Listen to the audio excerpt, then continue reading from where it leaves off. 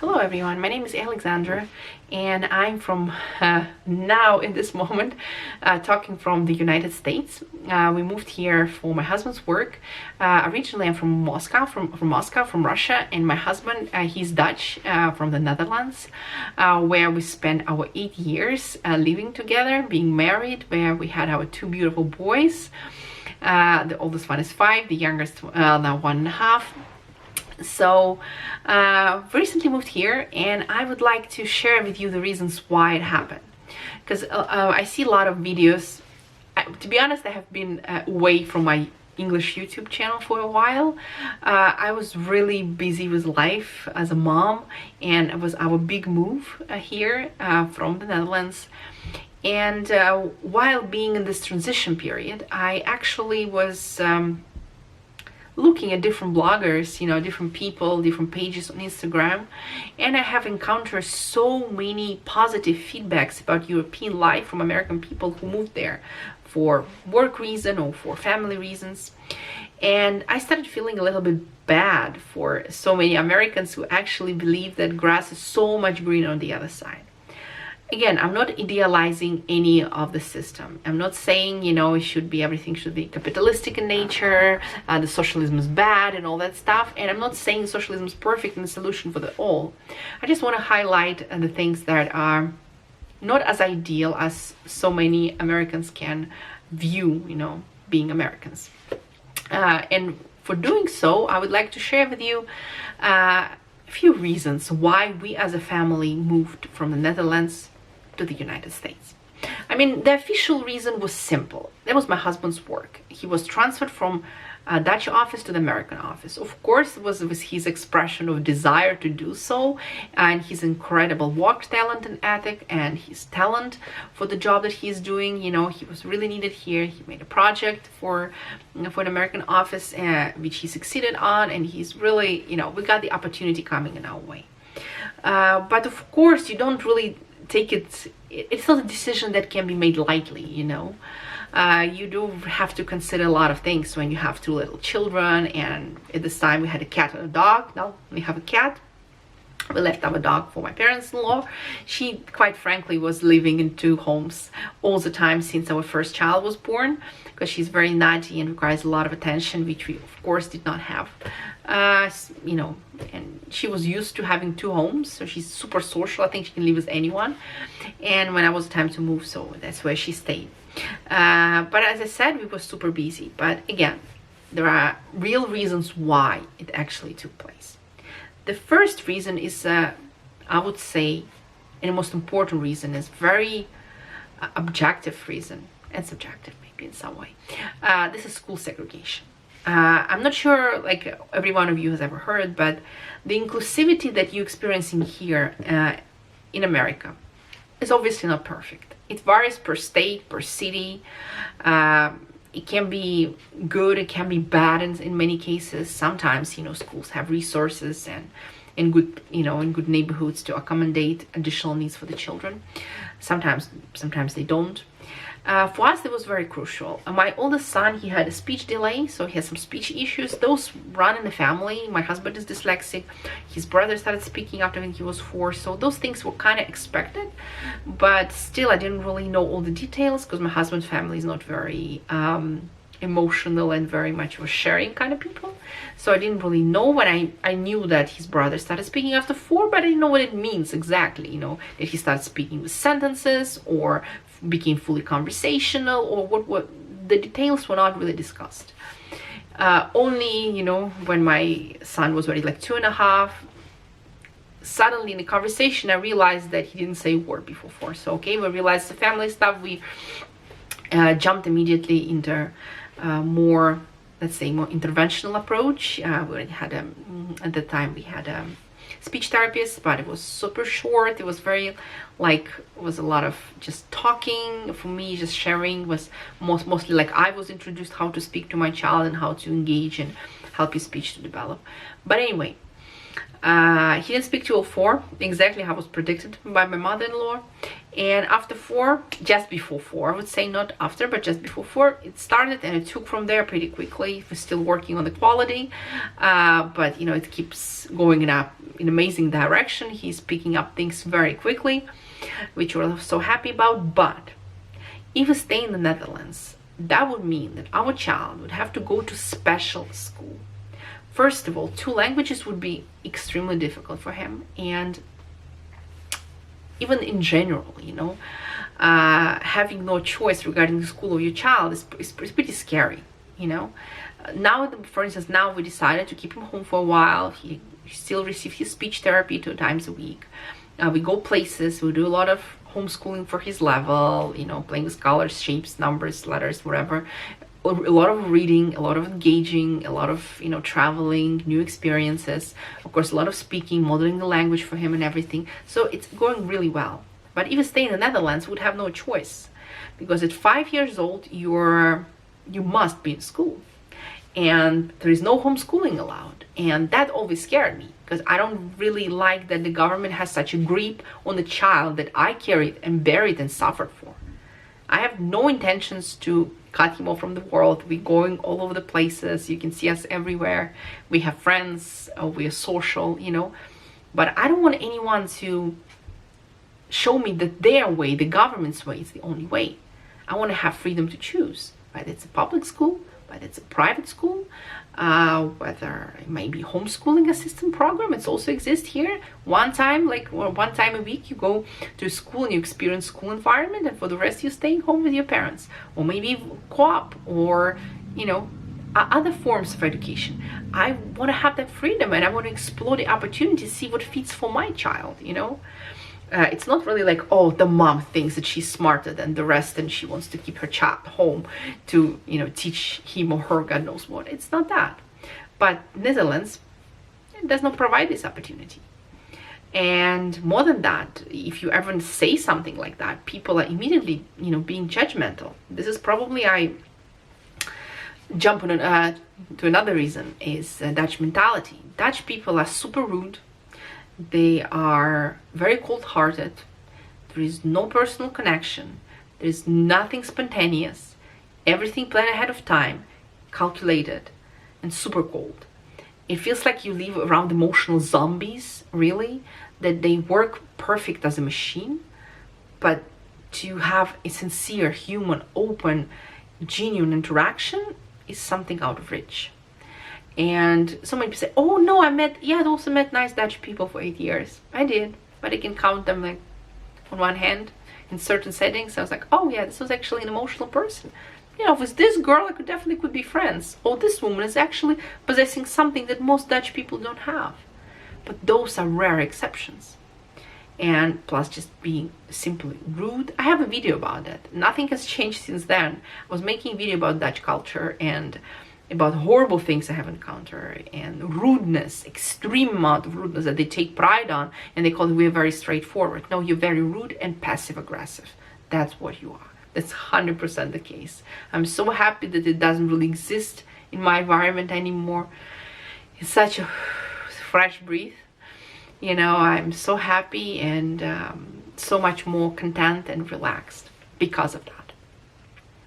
So, as I said, that's also the reason we didn't like the tradition, we didn't like the mentality. Doe maar normaal, doe maar gewoon, dan doe je gek genoeg. Be normal, be like the rest. If you put your head too high, you will be cut like that. Lack of opportunity, and high taxes. Next reason, we didn't like that. I always, since I think I was a very young girl, I always wanted to stay with my kids at home and dedicate myself to the motherhood, be very involved, caring mother. I think all the self-development and education I was receiving during my lifetime, I've done this because I really wanted to transfer that knowledge and this, this understanding and this, some expertise that I could get. I can't really call myself an expert because I'm not really making my career anyway. But anyway, my education, I wanted to transfer this to my children, and I want to stay at home with them. But in the Netherlands, you really look down upon if you say that. First of all, it is very difficult to do because of those high taxes. So if one person works, you pay 100% taxes. So what happens in many cases, women work part-time. A lot of times when men works 4 days and woman works like 3 days, and they have a lot more income together than if your just husband works 5 days. I know it sounds insane for so many Americans, but that's really the case. And genuinely, society puts a lot of pressure on you, you know. If you're being a bit emotional, a bit open, and it's being considered to be unstable, even as the mother, you have to be constantly this reserved, yeah, gut, yeah, nicht fine. Even if somebody died and tell you the most emotional things ever, not a muscle should be moving on your face. I'm not the kind of person, I don't like this game of coldness, or I don't know, if people really are like that, they don't feel much, or they suppress everything in order to jump, you know, for in front of the train in the autumn, which we had a lot in Tilburg. I'm not saying that all Dutch is suicide anyway, or American society is perfect, but I definitely felt suppressed. I felt like I need to pretend to be this, those who are Dutch, they understand what it means, like being like calm and like, you know, I don't like to play that game. It's not who I am. I'm emotional, I'm alive, I'm bubbly, I'm chatty, and I want to keep being that way. So that didn't work for us either. And staying at home, look down upon, you know, it's like, oh, you're not working, your world is going to be small. As I said, you can't really meet other moms who are having the same lifestyle. I know I've heard in somewhere in Amsterdam, it might be possible because there are lots of expats coming, and yeah, but most of the time it's really difficult. Here I can go to any library in any city around me, and I'm going to meet homestay moms, and I'm going to meet homeschoolers. If I want to go make career, it's also not a problem, and send my child to public school. My child is in public school, I'm going to work. I want to just send them, you know, like, I don't know, to kindergarten from 6 weeks, no problem either. And that's what I love, you know. Of course, everyone was not really fixated, but secretly maybe in some way considers their choice to be the only one, you know, right.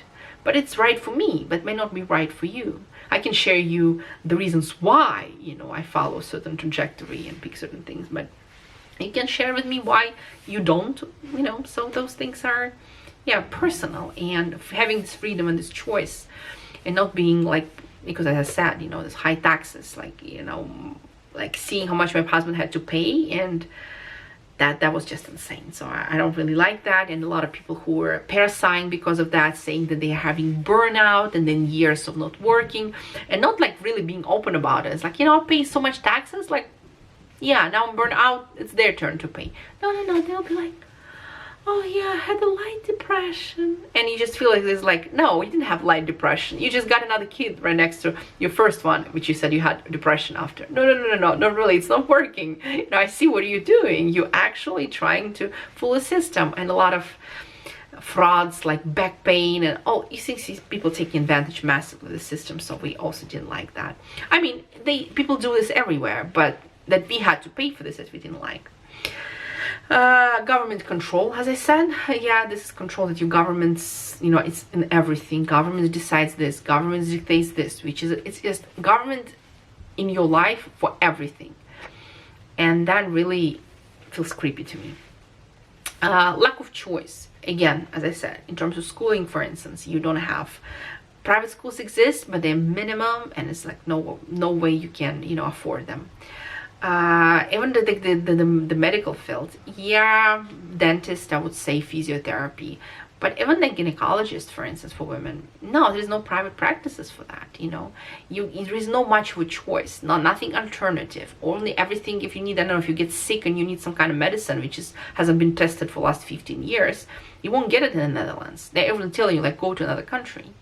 So this is really, yeah, didn't like.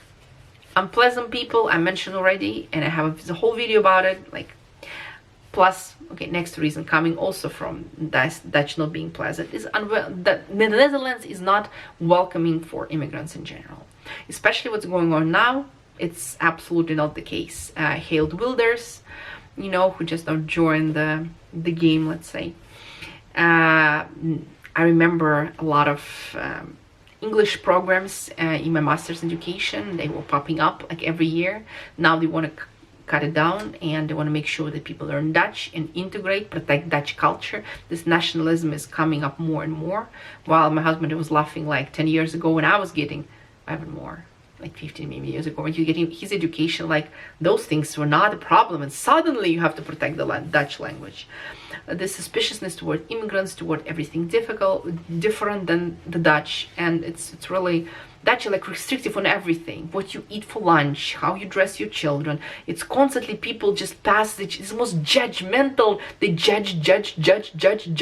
It's like so uncomfortable, really. And they have this mannerisms and body language that makes you aware of this, but they're super sneaky that they can hide it so well. What I like in America, that here you can see people most of the time.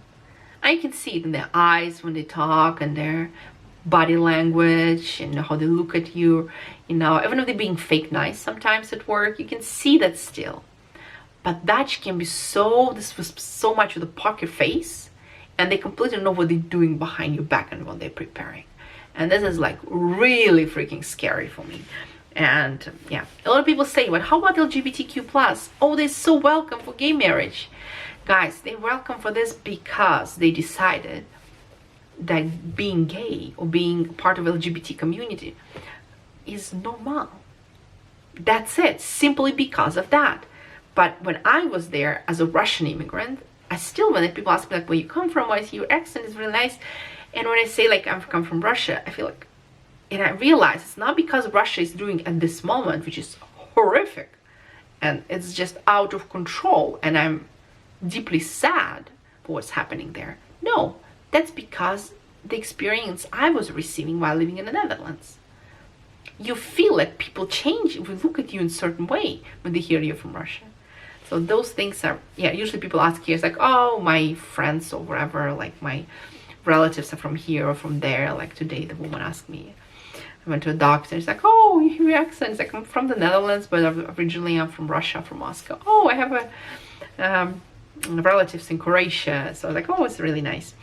So not welcoming. You don't feel you're appreciated. They want you to keep your culture for yourself. Do normal, be Dutch, eat bread, 6 o'clock, lunch, dinner. You basically follow the rules like a, that's a pretty difficult for a person who wants to live in highly individualistic lifestyle. And I would say the weather. I know it sounds so pathetic, but it really affects your mood. And a lot of people here, I believe in Iowa, a lot of people complain, oh, it's just so bad. Like, we have winter, darkness, depression. And I was like, are you serious? Like, yeah, even though it's pretty like mild winter this year, but I said, like, anyway, like, can you imagine not seeing the sun, even a bit piece of it, like, at all, for weeks, no end? It's like, oh, really? It's like, yeah, and it really affects your mood, it affects your productivity as well. This foggy, this, pressuring, air, it's just really, it never made me productive. I learned to live with that, but it's not something what I would desire. So this is the reason why we moved to the States from the Netherlands. If you have any questions regarding certain aspects of life and what do I think about this and that, don't hesitate to ask me. I will be happily answering those for you. So it was nice to make new videos again. If somebody's interested, if somebody's actually watching and still coming across this video, please leave a thumbs up, subscribe, and yeah, thank you very much for your attention, and I hope to see you in my next video. Bye.